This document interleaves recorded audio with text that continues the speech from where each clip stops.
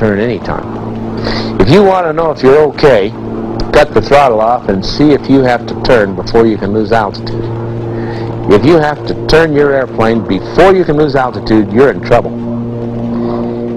You must be able to turn at any time while losing altitude if you're flying in this country. So many people say, well, I can lose altitude, you know, right over there. Well, you're not there yet. What happens when you come down? Like, then you can't turn. The real problems of mountain flying have always been caused by a guy flying into a condition that he couldn't fly out of. It's not because the winds blew him into the mountain. It isn't because the turbulence pushed him into the mountain. It's because he flew into the mountain because he couldn't do anything else.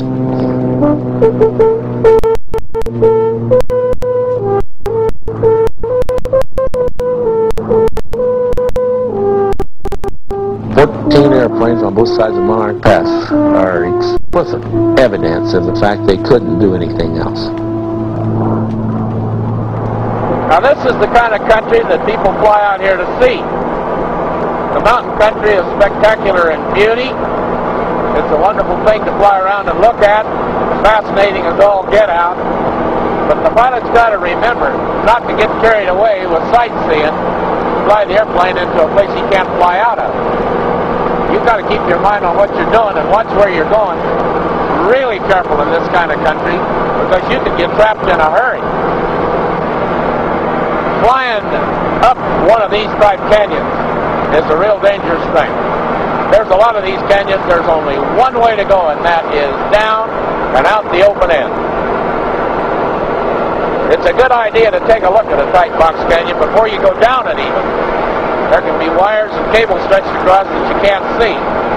So you take a good look and then fly down and out the open end. That's the only way to go.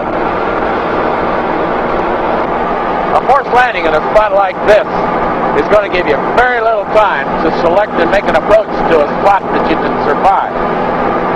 So you've got to do it fast and you've got to do it right. And the best way is to have a spot in mind at all times when you're flying in this kind of country. Then when it does happen, you're ready for it. Any suitable spot with a normal approach means you can probably survive.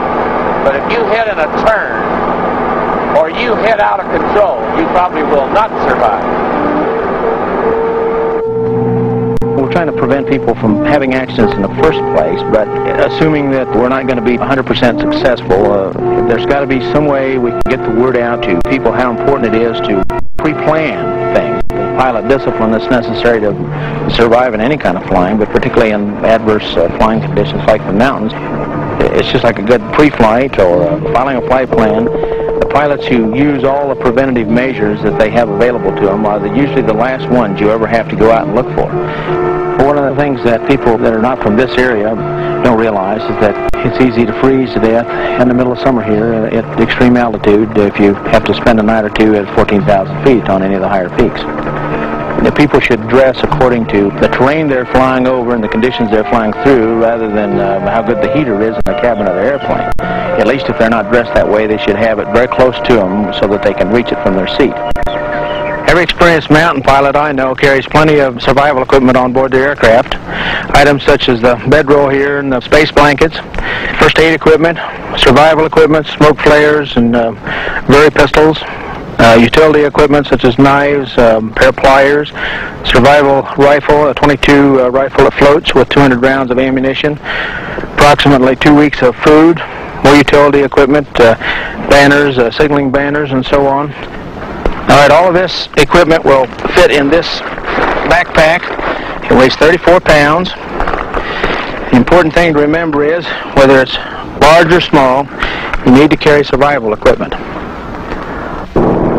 It's a real good idea when you're landing at an unfamiliar mountain airport to make a pass over the field, not only to take a look at the airport surface, but to check the terrain on both ends to see what you're faced with in case of a go-around.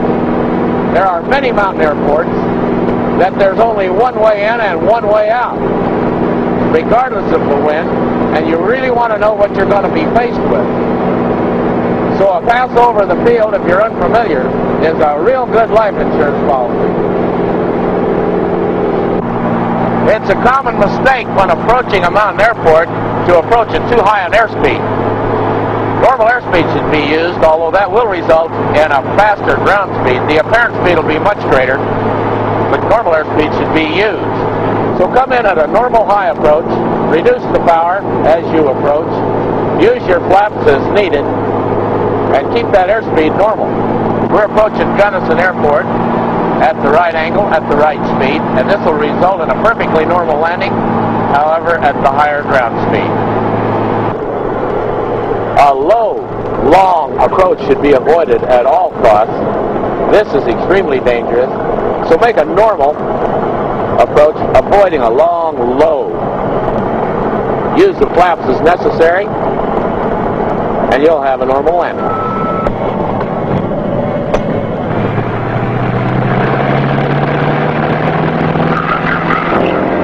Taking off from a high-altitude mountain airport doesn't require any special technique, but the initial rate of climb will be much lower, and your ground speed will be a lot faster. This requires a little special planning for immediately after takeoff to avoid something that you could hit easily that would be no problem at a lower altitude airport.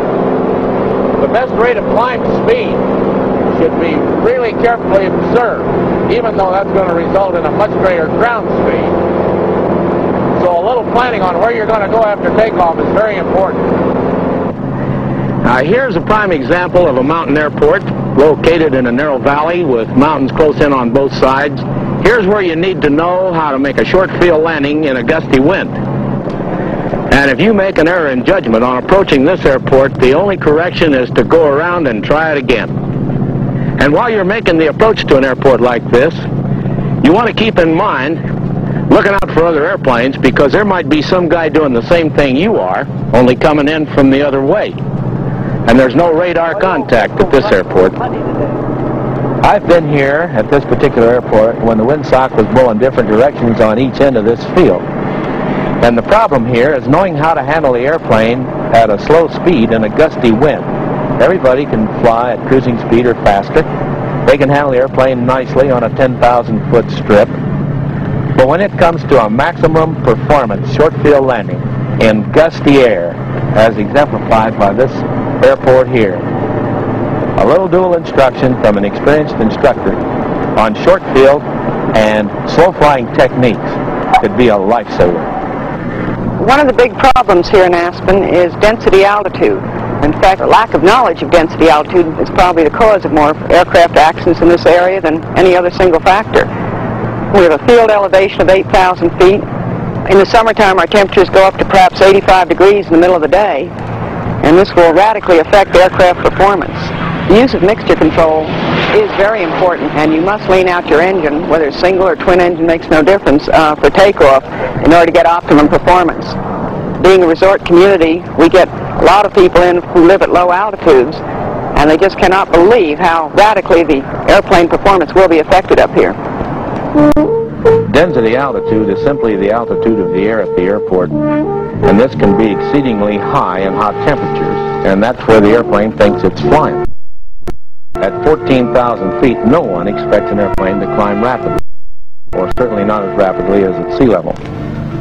Most pilots are familiar with their airplane performance at low altitudes, and this performance is changed at high altitudes in thin air.